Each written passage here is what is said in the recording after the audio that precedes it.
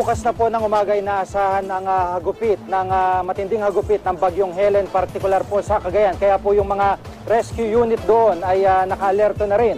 May live report si Teresa Andrada. Teresa?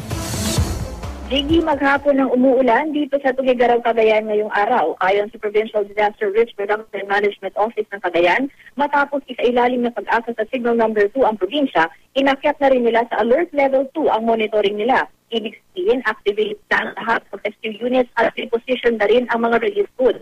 Ito ng iba't ibang municipal disaster reduction and management offices na maghanda at maging alerto. May standing order na rin sa mga MDRRMO na kapag nagkaroon ng pagbabago o pagtaas ng tubig sa Cagayan River ay magpapatupad na rin ang preemptive evacuation sa mga naninirahan malapit doon.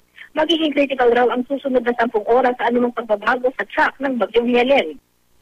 Ang ilang residente sa Barangay Poblacion, Centro Jeep na malapit na sa Cagayan River, wala pa raw balak lumikas ng tirahan. Naghihintay pa raw kasi sila ng abiso mula sa punong barangay sa ngayon. Gigi? Maraming salamat, Teresa Andrada.